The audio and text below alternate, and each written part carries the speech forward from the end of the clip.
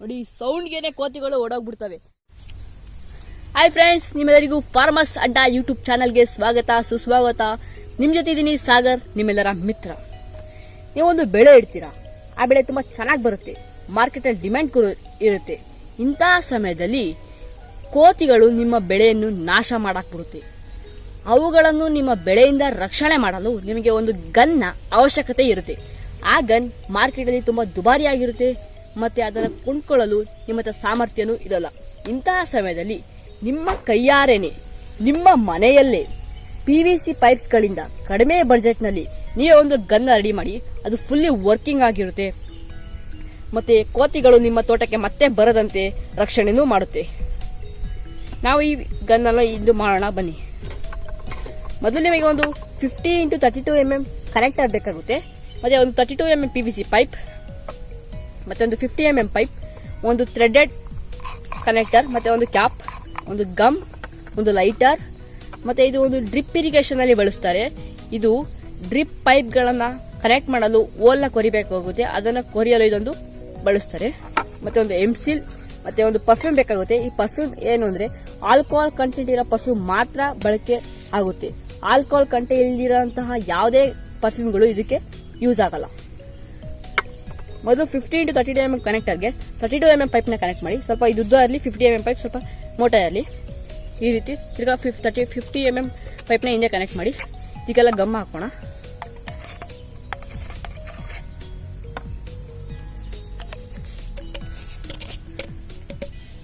ಮತ್ತೆ ಈ ಒಂದು ಥ್ರೆಡೆಡ್ ಕನೆಕ್ಟರ್ನು ಕೂಡ ಹಿಂದೆ ಹಾಕೋಣ. ನಾನು ನಿಮಗೊಂದು ಸಜೆಷನ್ ಕೊಡ್ತೀನಿ, ಏನಂದ್ರೆ ನೀವು ಇದನ್ನ PVC ಪೈಪ್ ಗಳಿಂದಾನೆ ಮಾಡಿ, ಯಾವುದೇ ಮೆಟಲ್ ಪೈಪ್ ಅನ್ನ ಮಾಡಬೇಡಿ. ಯಾಕೆಂದ್ರೆ ಪದೇ ಪದೇ ಬುಲೆಟ್ ಫೈರ್ ಮಾಡ್ತಾ ಇದ್ರೆ ತುಂಬಾ ಹೀಟ್ ಬಂದ್ಬಿಡುತ್ತೆ.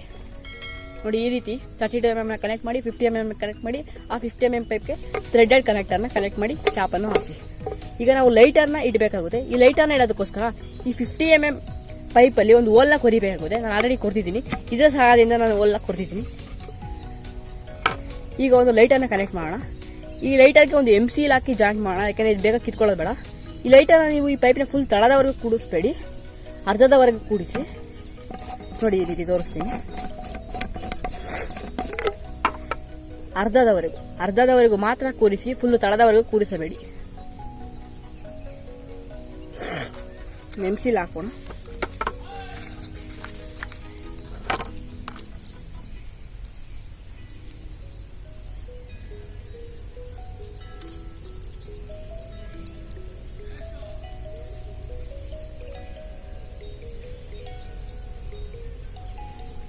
ಇದು ತುಂಬಾ ಕಡಿಮೆ ಬಜೆಟ್ ಅಲ್ಲೇ ಮಾಡಬಹುದು. ಮತ್ತೆ ಇದಕ್ಕೆ ಆನಿಯನ್ಸ್ ಮತ್ತೆ ಪೊಟ್ಯಾಟೊ ಅಂತಹ ಗಟ್ಟಿ ಬುಲೆಟ್ಸ್ ಗಳಿಂದ ಲೋಡ್ ಮಾಡಿ. ಯಾಕೆಂದ್ರೆ ನೀವು ಅಂತಹ ಬುಲೆಟ್ ಗಳನ್ನ ಲೋಡ್ ಮಾಡಿದಾಗ ತುಂಬಾ ದೂರ ಹೋಗುತ್ತೆ, ಅಂದ್ರೆ ಒಂದು 60 ರಿಂದ 70 ಅಡಿಯಷ್ಟು ದೂರ ಹೋಗುತ್ತೆ. ಅದೇ ನೀವು ಪೇಪರ್ ಅಂತಹ ಸಣ್ಣದಾದ ಒಂದು ಬುಲೆಟ್ಸ್ ಗಳಿಂದ ಲೋಡ್ ಮಾಡಿದ್ರೆ ಇದು 20 ರಿಂದ 30 ಅಡಿ ಮಾತ್ರ ಹೋಗುತ್ತೆ. ಮತ್ತೆ ನಿಮಗೆ ಗುರಿ ಇಡಲು ಬರಲ್ಲ ಅಂದರೆ ಈ ಪೇಪರ್ ಇಂದ ಲೋಡ್ ಮಾಡಿ, ಆ ಪೇಪರ್ ನ ಮುಂದೆಗಡೆ ಒಂದು 20 ರಿಂದ 30 ಚೂರು ಕಲ್ಲುಗಳನ್ನ ಹಾಕಿ. ಆಗ ನೀವು ಆ ಕೋತಿರುವ ಜಾಗಕ್ಕೆ ಹೊಡೆದಾಗ ಯಾವುದಾದ್ರೂ ಒಂದು ಕಲ್ಲು ಆ ಕೋತಿಯನ್ನು ಮುಟ್ಟಿ ಅದನ್ನು ಗಾಯಗೊಳಿಸಬಹುದು. ನೋಡಿ, ಈ ರೀತಿ MCL ನ ಹಾಕಿ. ಈಗ ಇದು ರೆಡಿ ಆಗಿದೆ ಫೈರ್ ಮಾಡಲು. ಆದ್ರೆ MCL ಮಿನಿಮಮ್ 12 ಅವರ್ಸ್ ಒಣಗಬೇಕಿರೋ ಕಾರಣ ನಾವು ಒಣಗಕ್ಕೆ ಬಿಡೋಣ. ಇದು ರೆಡಿ ಆಗಿದೆ.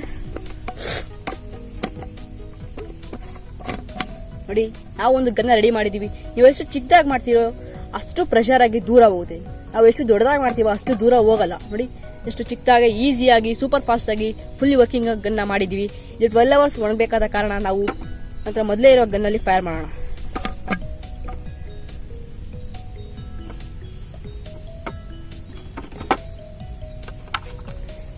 ನಾನಿಂದು ಪೇಪರ್ನಲ್ಲಿ ಲೋಡ್ ಮಾಡ್ತೀನಿ, ಏಕೆಂದ್ರೆ ಪೊಟ್ಯಾಟೊ ಅಥವಾ ಆನಿಯನ್ ಸ್ವಲ್ಪ ಲೇಟ್ ಆಗುತ್ತೆ. ಪೇಪರಲ್ಲಿ ಬೇಗ ಮಾಡಬಹುದು.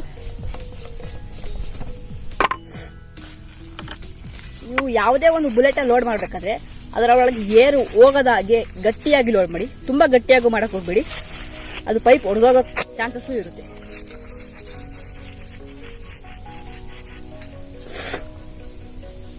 ಈ ರೀತಿ ಮುಂದೆ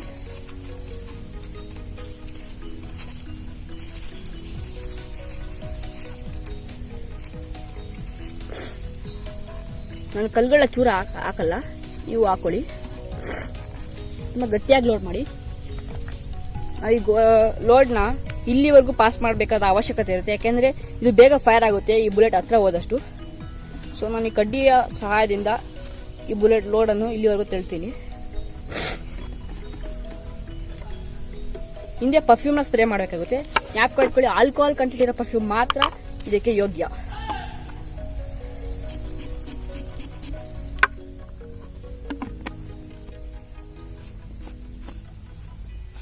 ಕೋತಿ ಬಂದಾಗಂತೂ ಇದು ಒಡೆದರೆ ಅವು ಭಯ ಪಡ್ಕೊಂಡು ನಿಮ್ಮ ತೋಟಕ್ಕೆ ಮತ್ತೆ ಬರುವುದೇ ಇಲ್ಲ.